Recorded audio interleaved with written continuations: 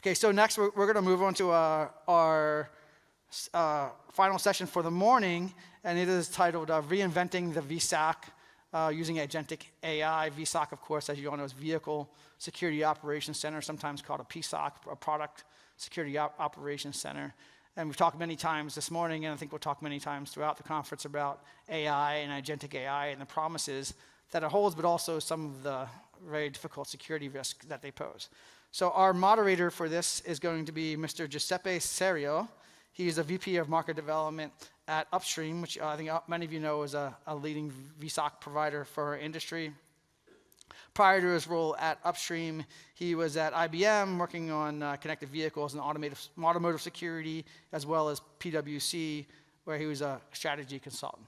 So please help me welcome Mr. Giuseppe Serio.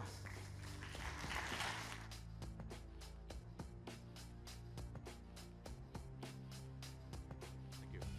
Thank you very much.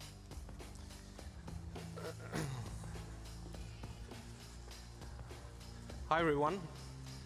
You know, it's always fascinating for me that you get an applause even before you have say the word. So thank you for that. Now, this panel, I'll be joined by two extremely knowledgeable colleagues that are joining here on stage. Now, AutoISAC is about sharing, right? And sharing, it's not only sharing information, but it's also perspectives. So while you see us here standing, it's, yeah, we're about to sing. No, joking.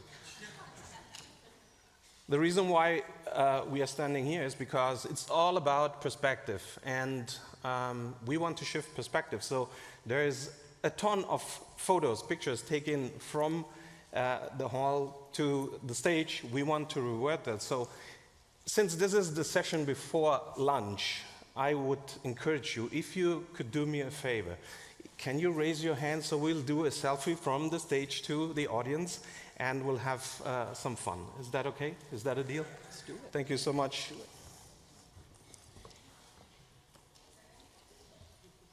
Okay, so let's give it a try. Hands up, hands up. Woo! Amazing. Thank you so much. Well, now before we present the session, let me say a great thank you also to Christy Fosey from Marelli. She was to be here with us on stage. She did greatly contribute in preparing this session, so it's unfortunate she cannot be here with us, so you have to bear with this gentleman here for now, and we're happy to elaborate a little bit what this panel is all about and why we had this idea to bring this together. Now, vehicle cybersecurity is indeed at an inflection point. Now, threats are evolving and vehicles are becoming more and more software-defined. And the operations with the product side needs to obviously evolve too. Now, what used to be a reactive, compliance-driven vSOC function is now expected to become more intelligent, more proactive, and integrated into the vehicle lifecycle. And what that means is that we're moving beyond static dashboards.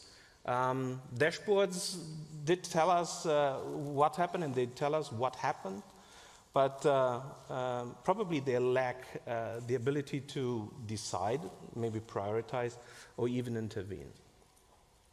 Now, the future, as we discussed in preparing this session, is all about designing systems that can act upon the data that we're looking at. And think of it really as going from dashboards to agents. Now, our talk is about AI and the vSOC and agents.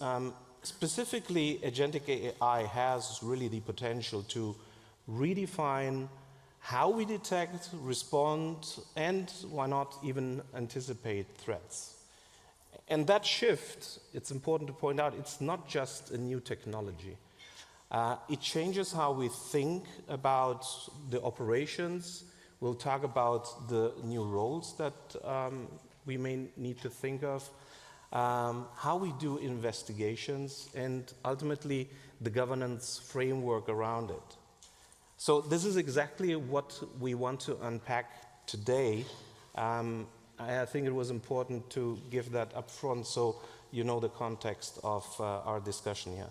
Now, I'm extremely honored to have these two gentlemen with me. One is Stephen and also Hemant from May Mobility, you know, obviously Stephen from Honda.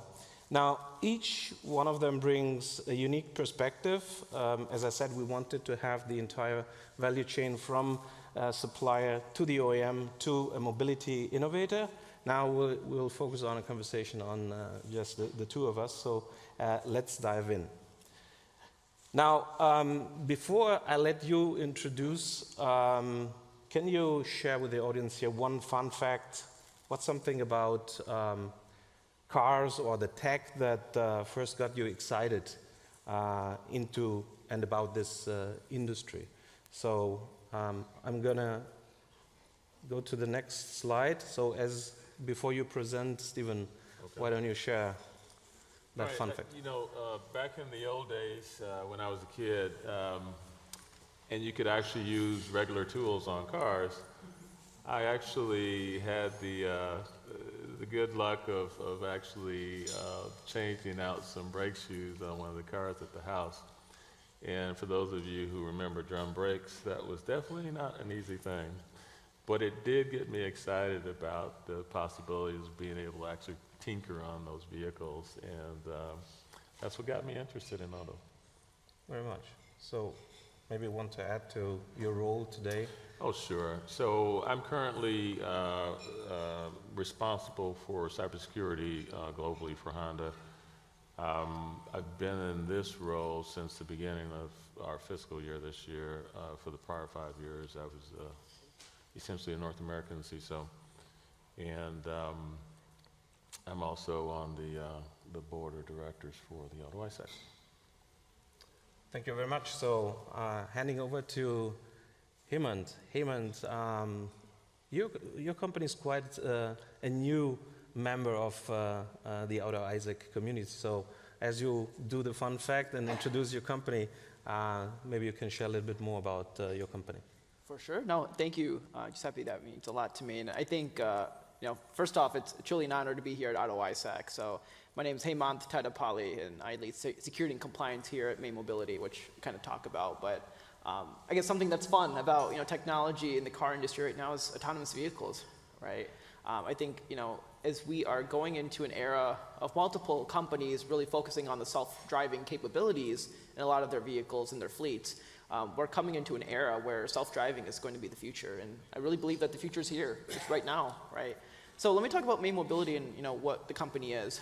Many of you are familiar with robo-taxi companies, right? Waymo, Zoox, Tesla, Pony AI. So May Mobility is in that space too. We're, you know, really providing transportation in cities that we believe that there should be transportation. There's not enough transportation.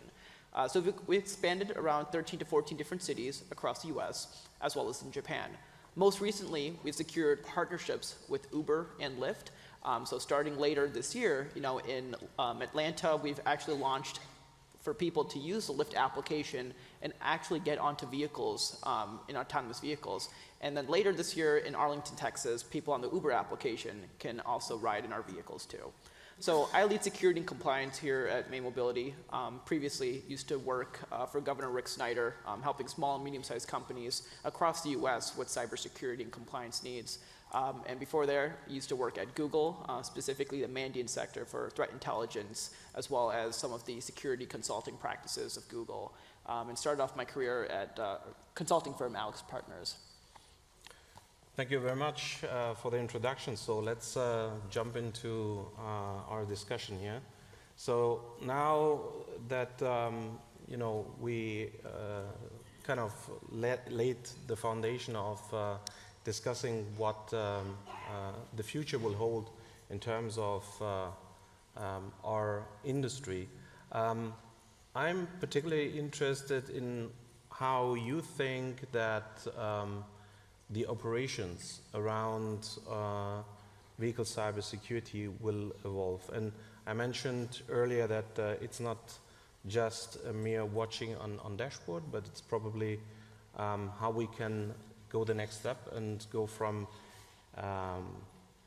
mere watching data to actually taking action upon in an automated way. So with that in mind, Stephen, what is your perspective on that? So I think what we're really looking for in general from AI is the ability to respond with quality and speed around any of our operations, threat as well as incident response operations. And so the real question becomes, you know, can we trust the technology? But that certainly is the promise of the technology.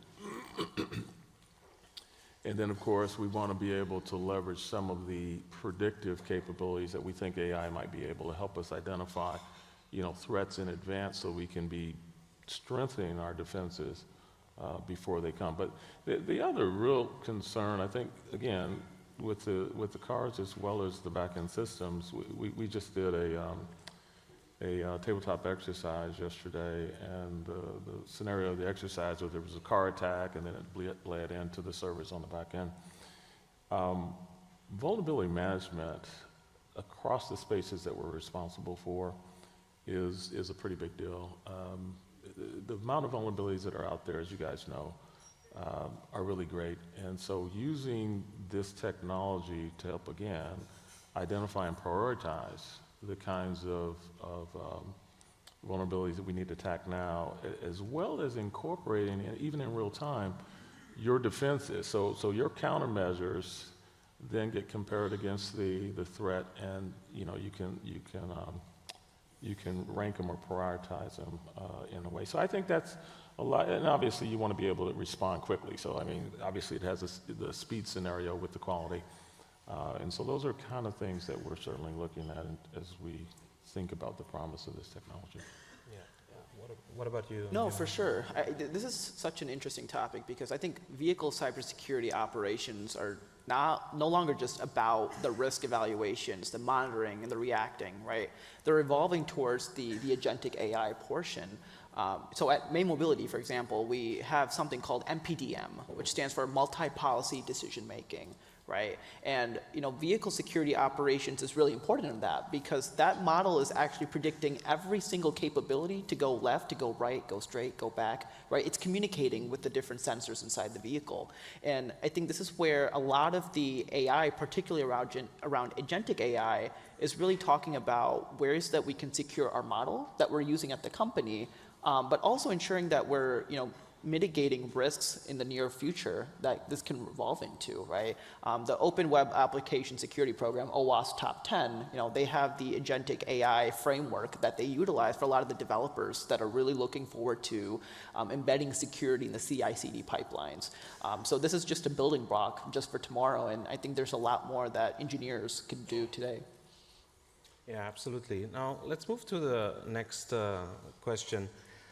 And I remember in preparing the session, Stephen, we had kind of a very similar observation, and that was coming back from the Auto ISAC in Europe, which was held in Gothenburg earlier this year.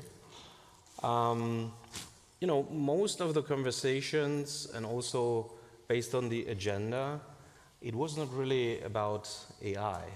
Now, 6 months later, everyone is talking here for sure about AI and agentic AI. I guess the question I wanted to ask you is there a regional reason for that? Is this simply a reflection of how fast our industry is moving in that regard?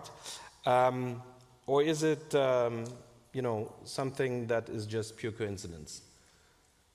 I'm not sure it's pure coincidence. I think it takes time. Anytime you got new technology coming in, it takes time for people to wrap their minds around it and then ramp up to be able to address it. And so in this space, I mean, even now, we've got vendors who, from a cybersecurity standpoint, have these agents, but it's still taking time to get those agents trained and really get some experience as a from an operations standpoint with leveraging it. So I think it's just part of the learning curve process. How's that for you? Yeah, no, for sure. And I think AI right now is kind of the heart of that shift as we're moving into this area. And ISO 42001, right? One of the biggest frameworks that talks about the artificial intelligence governance model. This is really what's being utilized at many companies, at May Mobility, for example. And not just our product cybersecurity, how we're protecting our AI, but a lot of companies today are looking at enabling a AI policy, right, for the employees to use. A lot of people are getting enterprise level Claude or ChatGPT enterprise versions, right? And as well as Cursor, which has been really embedding a lot of the autonomy stack at companies to create that self-driving software. And I think the practical AI initiatives really for us too is our GRC model, right? Governance, risk, and compliance is a lot of tools today are embedding the automation of artificial intelligence for your product security to meet the ISO 21434, the ISO 26262 frameworks. So those control monitoring that's being utilized within the AI governance framework for a company like May Mobility. Yeah, we're focused on that governance piece too. So that might be a reason for some of the slowness. You need to be able to address immediate concerns, but you've got to put some guardrails up so that people can move faster within the guardrails that you set up. So we're spending a lot of time, as you suggested, on governance, risk framework for how we're looking at AI, and other things. So maybe in practical terms, and go beyond the hype maybe, what is already in place in your organizations that you're comfortable sharing with us? Yeah, no, for sure. So also maybe let me add, what are the tangible results out of that? It's not just an exercise, but what is the benefit out of these exercises? Yeah, for sure. Yeah. So, from an autonomous vehicle standpoint, before code is even deployed, we have the OTA updates and everything, but as code is being deployed through the CI/CD pipeline, something that's really important is data code analysis, right? Are you making sure that your developers are utilizing the different tools that are in place, finding those vulnerabilities early on, and using that cyber, shift left approach, right? And so SemGrep, Sneak, right? These are tools that are being used right now by many companies, and that's something at May Mobility that we've really embedded, is to find those OWASP top 10 vulnerabilities in a lot of our packets, in a lot of our code snippets, especially before it hits production. And so embedding that security practices in the CI/CD pipeline is something that at May and many organizations are following today. Yeah, for us, we've basically just been working a lot on the actual governance itself. So we've actually created our governance policy, and we're also working through our risk management framework. One of the other things that we're working on is the data stack. And so data and AI are integrally connected. And so we've actually built a global organization input structure from a governance standpoint around how we're going to manage and access data on a global basis as well.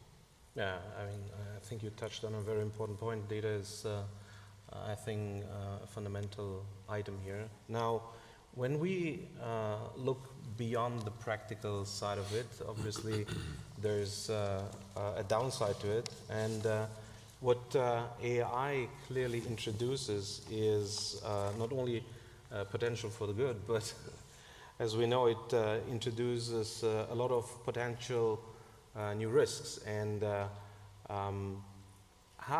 so when we deploy agentic systems that act on their own, even if that is only partially, where are issues of drift or oversight, and where does trust really start to matter in that context, Stephen? So, we talk about the need for speed in our operations, and so the quality as well as the speed matters. And so the trust of the model and the data that's used in to train the model obviously is very important. So as we look at trust, we've got to look at an organizational model that will include folks who who are making sure that we're not hallucinating, that we're training on the right kind of data, and that we're securing all the key pieces that are supporting that model. Without that, you can't have the trust, and the problem is once the trust is broken, how long does it take to really move forward again with this kind of a model? So it's very, in my opinion, it's very risky, as we saw with our friends at CrowdStrike. When you trust and then it doesn't work, it can set you back, and so.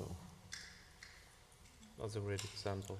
No, for sure. So I think right now, one of the biggest challenges is third-party risk, right?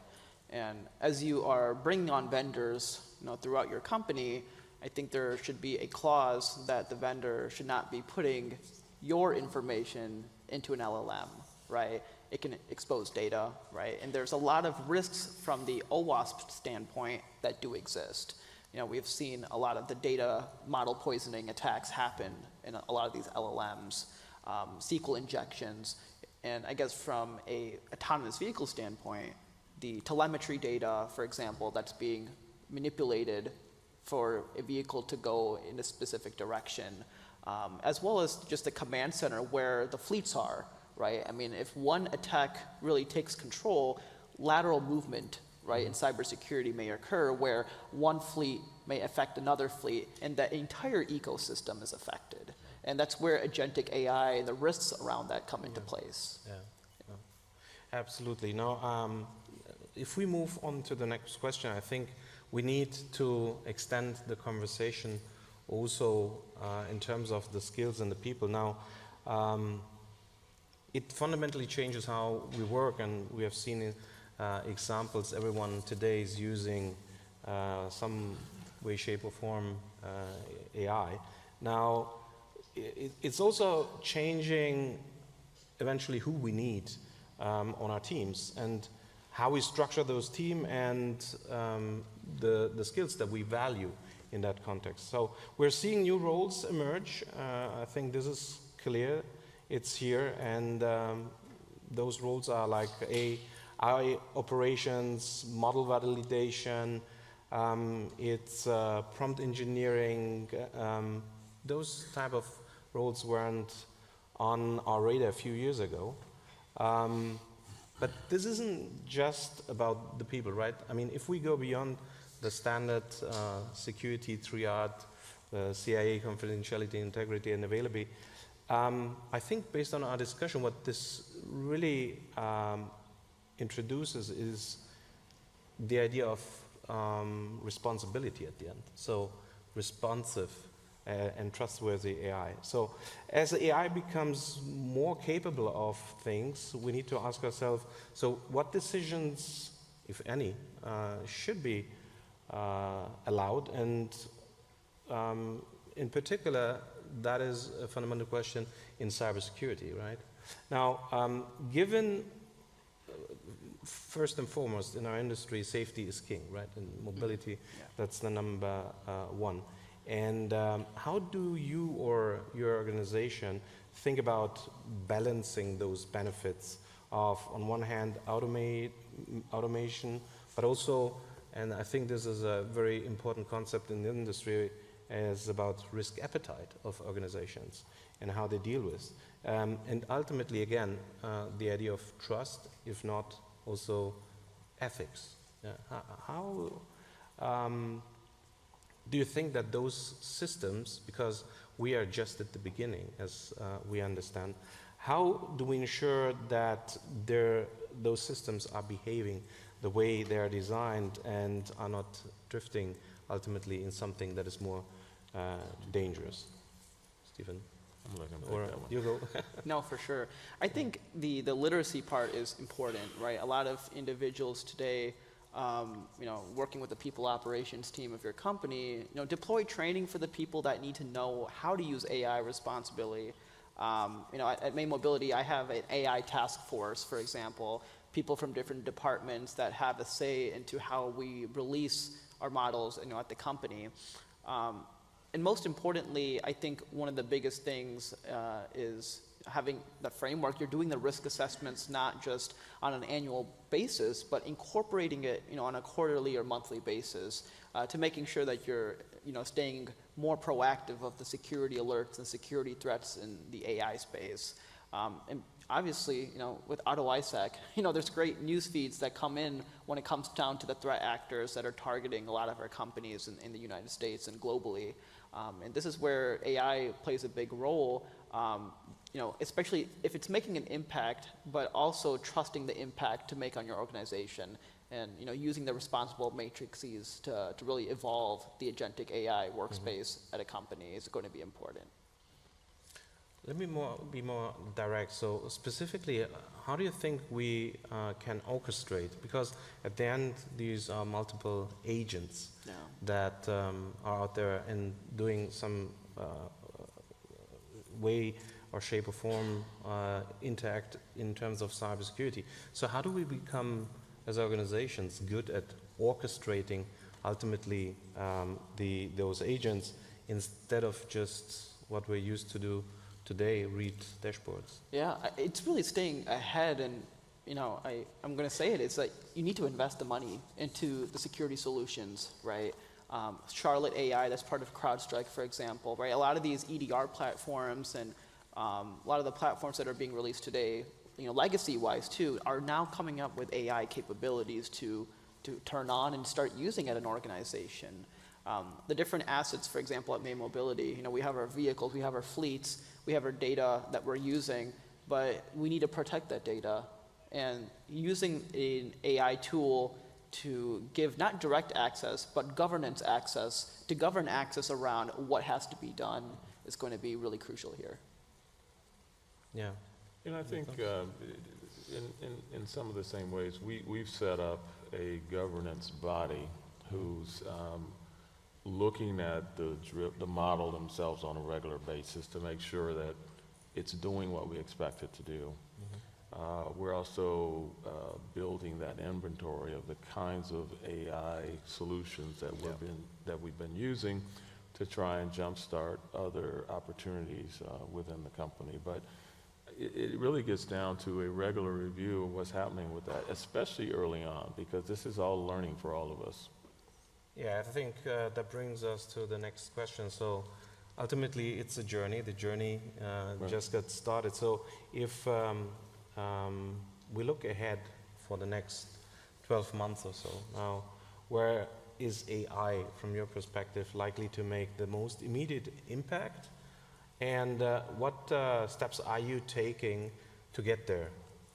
Yeah, Hemant. for sure. No, I think it's important to really mature the aspects of agentic AI, for operational usage, cross-learning from functional safety, looking at the data quality, sensitive information such as PII. And from an AV standpoint, PII is going to be critical here because as riders are coming into our vehicle, there's going to be PII that's there, and it's our job to encrypt that, right? And this is where AI takes a big step forward. And making sure that we are governing that model correctly to ensure that no PII is exposed. Most importantly, from the API standpoint, agentic AI is going to be playing a role there as we're working with Uber, we're working with Lyft, we're working with our own application as people are booking rides, right? And that interface of the application program interface to the endpoints, right? That's going to be a big landscape for us to navigate from the security side. Our 12-month journey, utilizing AI responsibly is obviously the biggest mission.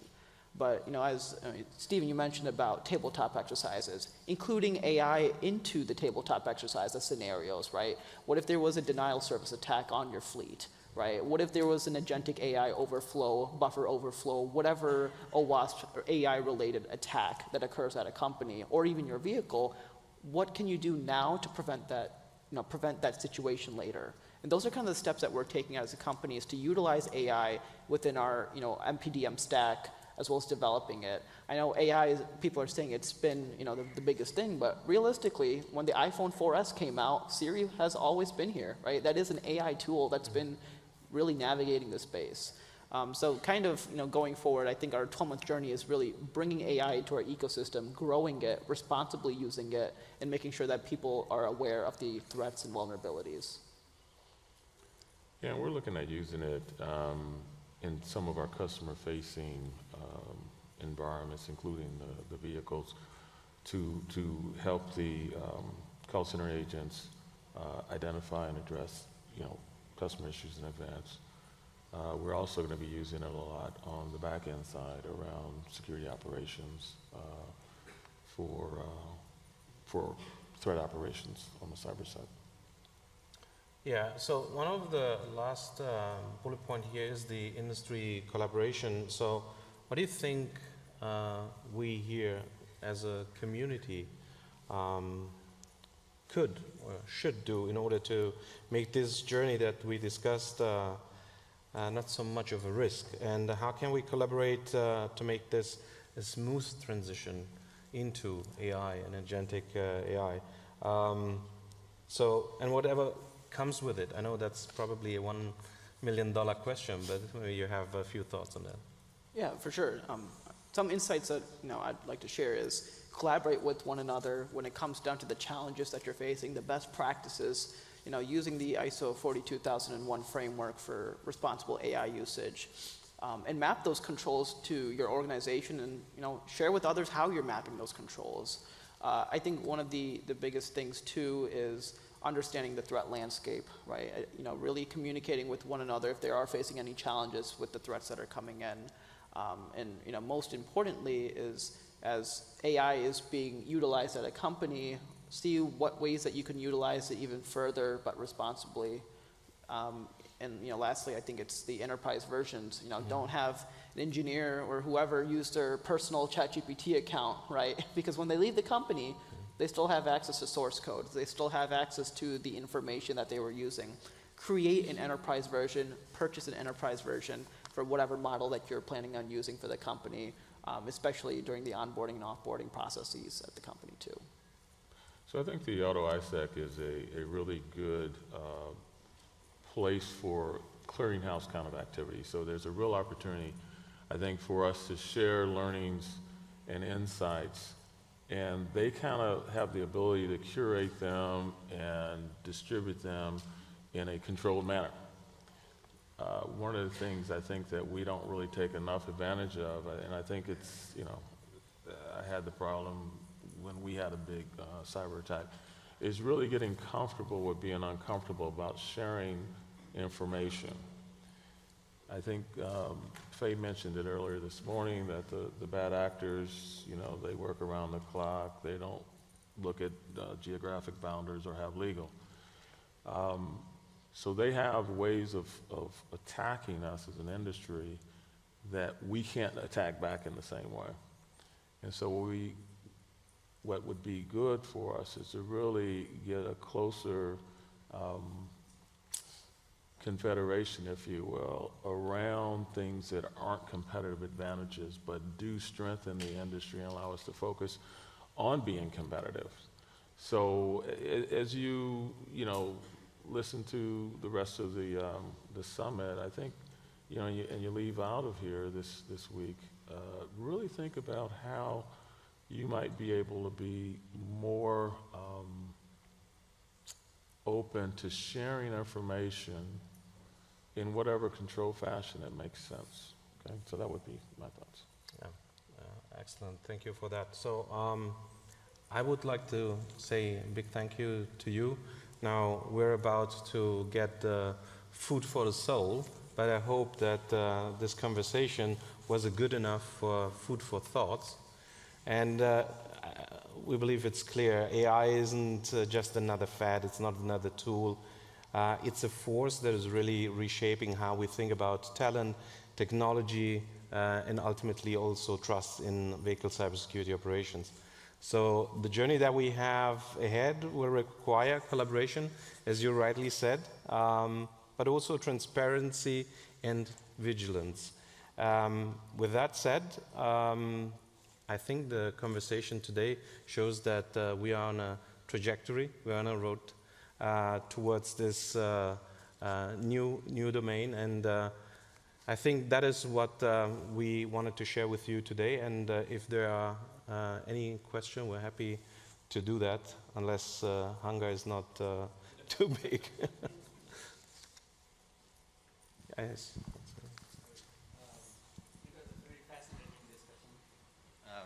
Thank you.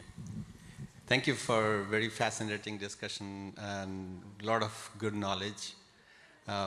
So my thoughts are, and you talked about what is ahead of us. I will not feel comfortable driving on a highway, and if I see a 18-wheeler or self-driving 18-wheeler behind me, I will not be comfortable at all. Also, Hemanti mentioned 42001, and also in Europe, we have EU AI Act already in place, I guess. We don't have anything in US as yet. One of the principles of AI is oversight, so that the AI doesn't become super intelligent or more intelligent than us. I don't know what will happen if they become more intelligent than us. How are we ensuring that that's not going to happen? Yeah, that's a great question, and the analogy I like to use here is the recent Mission Impossible movie, right, where AI took over, and countries were going after one another, and that's what we don't want to be in that situation. I think from the Act perspective, as you mentioned, in the EU, they're really translating that governing body of AI and governance, and in the United States, about 2 miles away from here, I guess the administration put out, some bylaws for AI innovation, AI governance, and as the National Security Agency, Department of Defense, and CISA, they published many different frameworks and articles that, as companies, what can we do better, and how can we navigate this space? And I think at some day in time, there's going to be some American United States Act of Artificial Intelligence. And I think those pieces from the different agencies, as they've been publishing numerous articles and frameworks and documents, a lot of that's going to be adhered to the best practices in an act sometime soon. You want to add to that, anything? Well, I guess I'm not a believer in the singularity, so I'm not sure that I believe we're going to have to worry about that. So I think, though, the other scenario that you brought up about AI actors responding in response to each other, that's something that we are looking at, certainly within cybersecurity in general, operations in general. But I think that's a more likely kind of near term than the singularity. I struggle with that one. Yeah, I think we have time for one more question. Anyone? If that's not the case, then again, thank you so much for your attention, and wishing you a good lunch.